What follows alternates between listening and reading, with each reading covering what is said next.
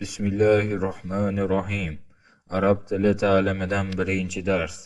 At-ta'aruf, tanishuv mavzusi. Bu suhbatning so'z yurituvchilari Xolid va Xolil. Xolid: Assalomu alaykum. Sizga Allohning omonligi bo'lsin. Assalom. Omonlik, Allohning omonligi. Alaykum sizga. Xolil: Va alaykumussalom. Va sizga ham Allohning omonligi bo'lsin. Xolid: Ismi Xolid. Mening ismim Xolid. İsim bu yerda ism ya meniki, ya'ni mening ismim Xolid. Xolid kishining ismi. Man nima? Ism ka sen. Ya'ni sening isming nima? Masmuka, sening isming nima? Xolid: Ismi Xolid. Mening ismim Xolid. Xolid: Kayfa haluka? Holating qanday? Kayfa qanday? Hal holat ka seniki, ya'ni sening holating qanday? Xolid: Bixayrin valhamdulillah. Bixayrin yaxshi, valhamdu hamd lillah, ya'ni Allohga hamd bo'lsin. Yaxshi, Allohga hamd bo'lsin. Va kayfa haluka anta? Va sening holating qanday? Kayfa qanday? Hal holat kay seniki, ya'ni sening holating qanday? Anta sen. Xolid: Bixayrin valhamdulillah. Yaxshi, Allohga hamd bo'lsin. Bu suhbatdagi yangi so'zlar. Assalom. Arabcha ma'nosi aman, o'zbekchasi omonlik. Assalom bilan aman farqi: assalom Alloh tarafdan keladi omonlik, aman oddiy omonlik, insonlar shu kabi omonlik. Jumla esa assalomu alaykum. Ism ko'pligi ismi,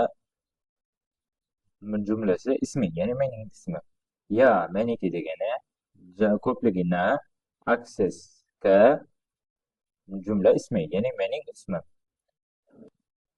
Ka seniki degani, kitabak sening kitobing, qalamuk sening qalaming. Aksi ya meniki, ya'ni ko'pligi kun sizlarniki. Misol uchun ismuka, ya'ni sening isming. Ma nima? Arabcha ma'nosi maza. Misol uchun masmuka. Ma bilan maza farqi nimada desangiz, ma ismlarda keladi, maza esa fe'llarda keladi. Kayfa qanday? Misol uchun kayfa haluk. Hal holat, ko'pligi ahvol. Misol uchun kayfa haluk, ya'ni ahvoling qanday? Anta sen. Anti esa sen qiz bola faqat.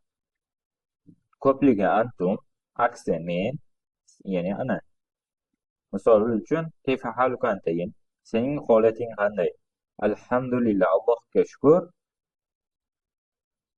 Jumla esa alhamdulillah, ya'ni Allohga shukr. Bu kalimalarni sizga asosiy yodlashingizga yordam beradigan narsa yozishlik talab qiladi va jumla tuzishligingiz. Yangi boshlaganimiz uchun jumla tuza olmasligimiz. Lekin 8-10 so'zlar shundan keyin jumla tuzish ancha osonlashadi. Va bugungi darsimiz shundan iborat. Subhanakallohumma va bihamdika ashhadu an la ilaha illa anta astaghfiruka va atubu ilayk.